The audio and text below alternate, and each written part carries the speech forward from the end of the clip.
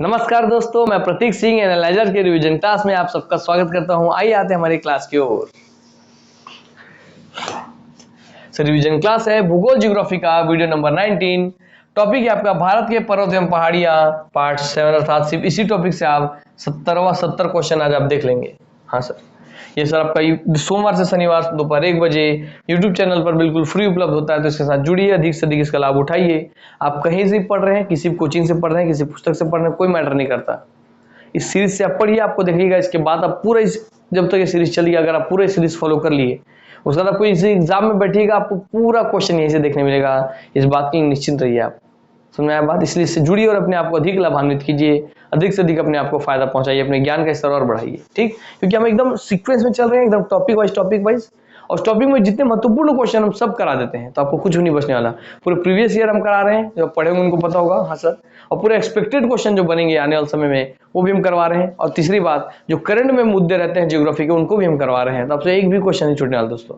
तो हर एक टॉपिक पे ही हम उस तरीके से अध्ययन करा रहे हैं। तो जितने भी सब्जेक्ट का पूरा सेशन चल रहा है, हिस्ट्री का, पॉलिटी का, इतिहास का, आपका ये बोलते हैं इसका ज्योग्राफी का, सबका, साइंस का, सबसे जुड़िए और सबका फायदा उठाइए दोस्तों।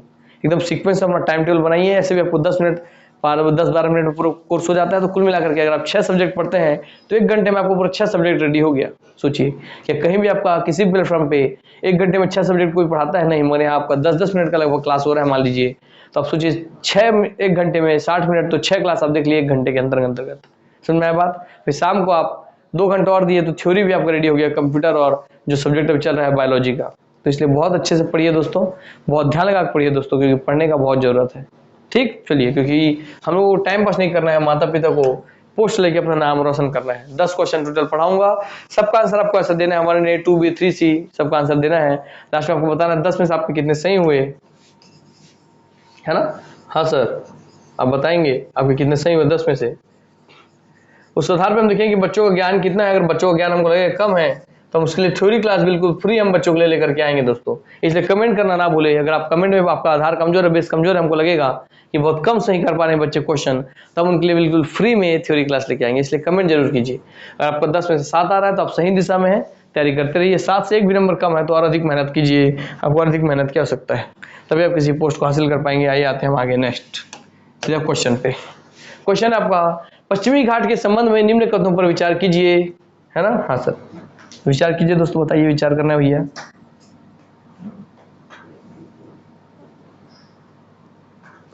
चलिए बताइए, विचार करना है। तो पश्चिमी घाट के संबंध में निम्न कथनों पर विचार कीजिए। यह एक अंशोत्थ पर्वत है।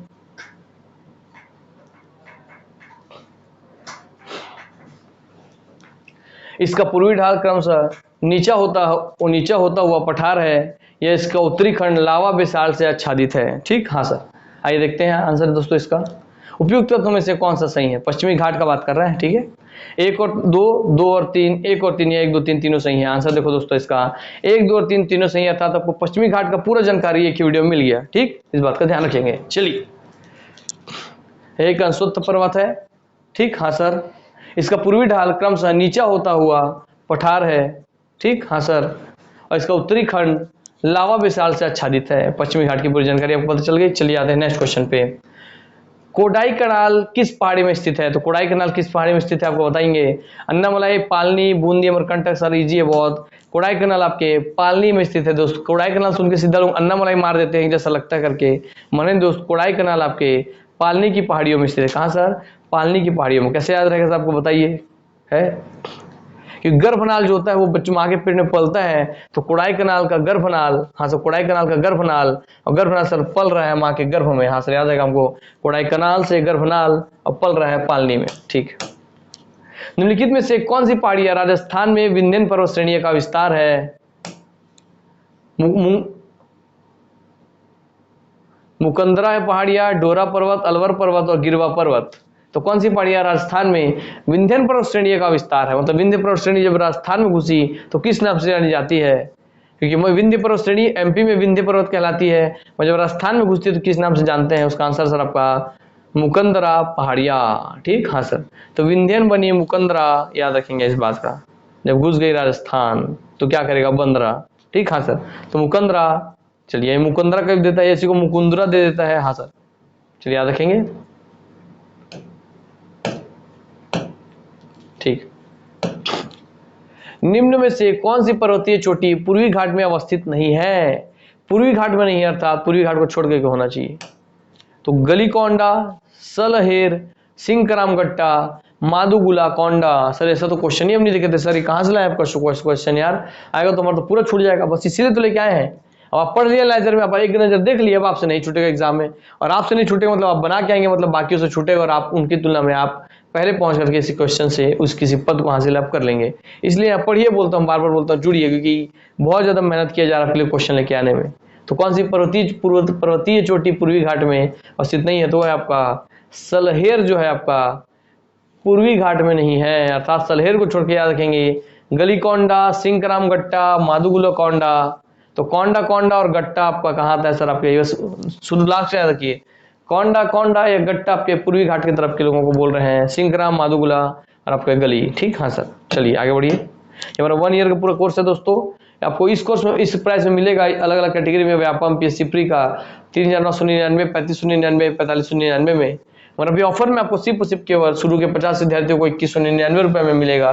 इसलिए दोस्तों 200 रुपए से भी कम के प्राइस में, अर्थात 200 रुपए में आपको नर्सरी बच्चे का ट्यूशन नहीं हो रहा, 200 रुपए से भी कम में आपको तीनों चीज मिल रहा है। कंप्लीट उसका वीडियो क्लास, कंप्लीट उसका पीडीएफ नोट्स, कंप्लीट उसका टेस्ट सीरीज, अर्थात उसका कोई तैयारी करने के लिए कुछ चीज नहीं बचता है। ये सब आपको मिल रहा है सिर्फ 200 रुपए से भी कम के खर्चे में। 200 से कम कैसे? वो एक साल में 12 माह, 12 माह के साथ देखिए 200 होता है तो 2400 हो जाना चाहिए, तो हमारा 2400 से भी कम, अर्थात 200 रुपए से भी कम के खर्चे में आपको मिल रहा है 2199 रुपए में केवल पूरा कंप्लीट चीज, हाँ सर।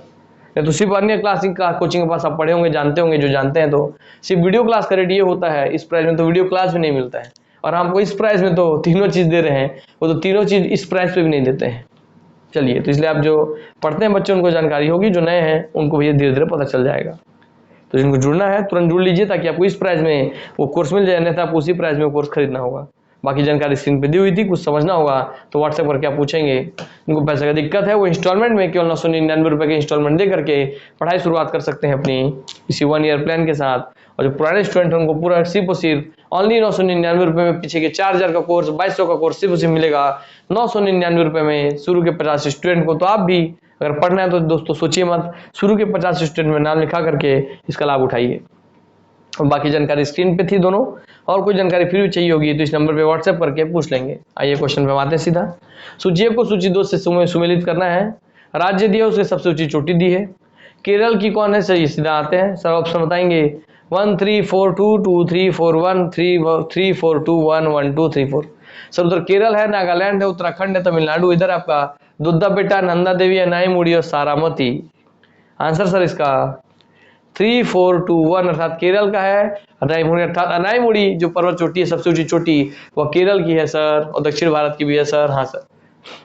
सर नागालैंड की है आपकी सारामती, ठीक, हाँ सर, नागालैंड की सारामती।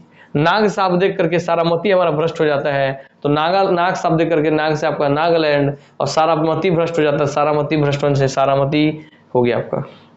सर उत्तराखंड का हो गया आपका नंदा देवी, आपकी उत्तराखंड में पाई जाती है। हाँ सर, फूलों की घाटी नंदा देवी उत्तराखंड, सब आपको याद है। और लास्ट आपको तमिलनाडु, दुद्धा बेटा आपका तमिलनाडु में पाया जाता है सर। हाँ सर, दुद्धा बेटा तमिलनाडु, ठीक है। तो केरल आपका अनाईमुड़ी, नागालैंड सारामती, उत्तराखंड नंदा देवी, तमिलनाडु दुद्धा बेटा। चलिए दोस्तों याद रखेंगे अच्छे से। चलिए, मध्य भारत में स्थित पहाड़ियों का पश्चिम से पूर्व निम्नलिखित में से कौन सा एक सही क्रम है?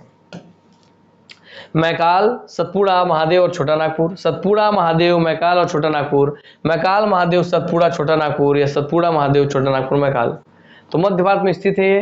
पहाड़ियों का पश्चिम से पूर्व जमाना है, मतलब वेस्ट से ईस्ट जमाना है, पश्चिम से पूर्व जमाना है, गुजरात से आपके बंगाल की तरफ जमाना है। हाँ सर, पूर्वोत्तर भारत की ओर जमाना है। तो बताइए सबसे पहले क्या पड़ेगा आपको, सोचिए,